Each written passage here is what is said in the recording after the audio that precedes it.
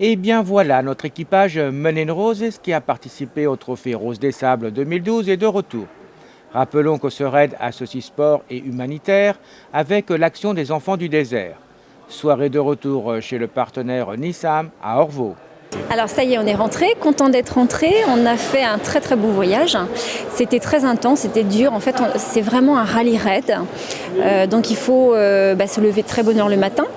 On fait un petit peu la queue pour aller aux douches, pour aller au déjeuner. Et puis après, on a le briefing tous les matins, en fait, entre 7h30, 8h. Des fois, c'est 7h, des fois, c'est 6h, en fonction de la durée de l'épreuve. Là, il nous présente, en fait, les difficultés qu'on va éventuellement rencontrer. Dès le premier jour, quand on a fait la première étape, où on a été classé 14e, on avait un petit peu de peine à croire parce qu'on s'est enlisé dans le sable pendant 2h40. Mais malgré tout, comme c'est pas une course de vitesse, mais simplement, il faut respecter le nombre de kilomètres qui est sur le roadbook, on avait parfaitement respecté le nombre de kilomètres. Donc du coup, le lendemain matin, quand on est arrivé à la voiture, on a vu que la rue était crevée. Donc on a changé la roue à 7h du matin avant d'aller déjeuner. Voilà. Donc ça, c'est les petits aléas un petit peu du circuit. Autrement, chaque jour est différent. Chaque jour, en fait, on fait des pistes différentes. Donc il y a de la piste avec du sable, de la piste avec des oueds. Donc là, c'est très mou, avec de l'eau, éventuellement, des zones pierreuses, des zones aussi de piste où on appelle ça de la tôle ondulée, où on a l'impression de rouler sur une tôle ondulée. Donc c'est assez désagréable, mais on s'y fait, voilà.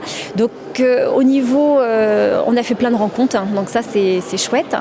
On était nombreuses, 183 véhicules, 360 femmes, donc ça fait beaucoup de monde. On n'a pas le temps de lier connaissance avec toutes, mais malgré tout, on se crée un petit cercle. Et nous, on s'était rapprochés en fait des personnes qui étaient de la région. Voilà, donc on avait un équipage qui était de la presqu'île guérandaise, Aston et Martin. On avait Sally, donc qui était un autre équipage, et puis on avait aussi les Sarwell qui étaient aussi de la région du Sud-Loire. Voilà.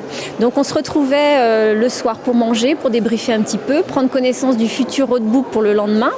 Et on a aussi fait connaissance d'un équipage espagnol qui nous a suivi une bonne partie. C'était le seul équipage espagnol. Il y avait des équipages belges, 2 équipages suisses et autrement 70 équipages canadiens. Donc ça fait beaucoup. Le reste étant des équipages français. Donc chaque jour, c'est différent. Et chaque jour, en fait, on enchaîne les péripéties, les enlisements dans la neige, donc pas dans la neige, dans le sable, mais parfois ça ressemble un peu à de la neige parce que c'est très blanc. Ça s'appelle le fèche-fèche et c'est une espèce de poudre blanche. Et dès que le vent en fait se lève, eh bien on voit plus rien. Donc ça s'est passé comment? Donc moi j'ai conduit plutôt. Et puis Catherine, qui a un esprit très mathématique, en fait, elle a tenu le roadbook. Donc voilà, elle nous a pris le cap tous les jours et pris le cap même peut-être, je sais pas, 1000 fois dans la journée sûrement pour pouvoir en fait nous mener dans les bonnes pistes et les bons endroits. On a aussi, on a déposé les dons en fait qu'on avait fait, les 50 kilos de matériel pour les enfants du désert. En fait, on les a remis au cours d'une soirée. Donc l'épreuve était un petit peu plus courte et au cours de cette soirée, donc on a remis les dons aux associations des enfants du désert. On aurait aimé avoir un petit peu plus de contact, c'est-à-dire être plutôt positionné dans une école pour en fait leur remettre de vive voix. Donc c'est ce qui nous a manqué. Voilà, donc ça c'est tout ce qui nous est arrivé. Donc après on est rentré sur Marrakech et on a enchaîné le retour sur Nantes. Donc 2300 km de retour, donc c'est long. Ça passe vite et pas très vite en fait le rallye. Quand on est dedans, on n'a pas l'impression que ça passe vite. Et une fois que c'est fini, on se dit ah ouais on l'a fait. On est un peu incrédule sur ce qu'on a fait. On a encore un petit peu de mal à mesurer l'exploit, à mesurer la performance. Parce qu'on est quand même je pense que le corps il en prend quand même un coup, voilà, moi j'ai perdu 5 kilos quand même donc c'est pas rien. Donc c'est vrai que on mange pas le midi, donc on attaque dans nos réserves, il fait très chaud. On était dans la partie est, proche de la frontière algérienne, dans les dunes de Merzouga. Voilà, donc on a fait tout ce périple là. Mais on a vu des paysages fabuleux. Et votre meilleur moment?